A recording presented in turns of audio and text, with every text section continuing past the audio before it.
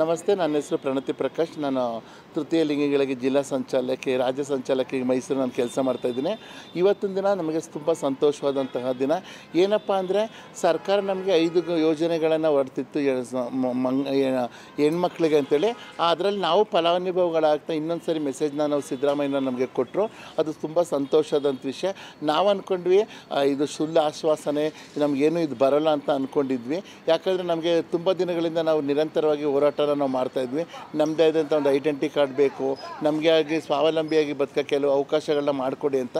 So ಇವತ್ತಿನ ದಿನಗಳಲ್ಲಿ ನಮಗೆ ತುಂಬ ಖುಷಿ ಆಯಿತು.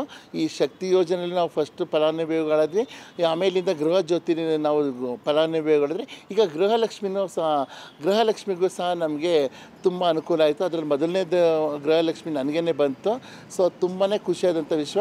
ನಾವು ಈ ಒಂದು ಎಷ್ಟೋ ಜನ ಹೆಣ್ಮಕ್ಳು ಹೋಗಳಿಗೆ ಊಟ ಏನೇನೋ ಹಾಕ್ಸಿದ್ರೆ, ಬಟ್ ಅದೇ ರೀತಿ ನನ್ನ ಸಮುದಾಯದ ಜೊತೆ ನಾನು ಸೇರಿಕೊಂಡು ನಮಗೆ ಬಂದಿರೋಂಥ 2,000 ರೂಪಾಯಲ್ಲಿ ಸ್ವಲ್ಪ ದುಡ್ಡುಗಳನ್ನ ಹಾಕಿ ನಮ್ಮ ಕಾಂಗ್ರೆಸ್ ಸರ್ಕಾರಕ್ಕೆ, ಸಿದ್ದರಾಮಯ್ಯನವ್ರಿಗೆ ಮತ್ತು ಯಾರು ನಮ್ಮ ಸರ್ಕಾರದಲ್ಲಿ ನಮಗೆ ಒಳ್ಳೇದು ಮಾಡಿದರೆ ಅವ್ರ ಹೆಸರಲ್ಲೆಲ್ಲ ನಾವು ಅರ್ಚನೆಯನ್ನು ಮಾಡಿಸಿ, ಇನ್ನು ಮುಂದಿನ 5 ವರ್ಷಗಳಲ್ಲಿ ನಿರಂತರವಾಗಿ 5 ವರ್ಷ ಅಲ್ಲ, ನಮ್ಮ ಒಂದು ಮಂಗಳಮುಖಿ ಸಮುದಾಯ ಎಲ್ಲಿವರೆಗಿರುತ್ತೋ ಅಲ್ಲಿವರೆಗೂ ಅದೇ ಕಾಂಗ್ರೆಸ್ ಸರ್ಕಾರನೇ ಬರಲಿ, ಸಿಗಬೇಕಾದಂಥ ಸೇವಾ ಸೌಲಭ್ಯಗಳ ಕೊಡಲಿ ಅಂತೇಳಿ ನಾನು ಇದ್ರ ಮುಖಾಂತರ ಲಕ್ಷ್ಮೀ ಹೆಬ್ಬಾಳ್ಕರ್ ಅವ್ರಿಗೆ ಮತ್ತು ಡಿ.ಕೆ. ಶಿವಕುಮಾರ್ ಅವ್ರಿಗೆ, ಅದ್ರ ಜೊತೆಗೆ ಮಹಿಳಾ ಮತ್ತು ಮಕ್ಕಳ ಕಲ್ಯಾಣ ಜಗದಂಬರವ್ರಿಗೆ ನಾನು ತುಂಬ ಹೃದಯದ ಧನ್ಯವಾದಗಳನ್ನ ಅರ್ಪಿಸ್ತಾ ಇದ್ದೀನಿ.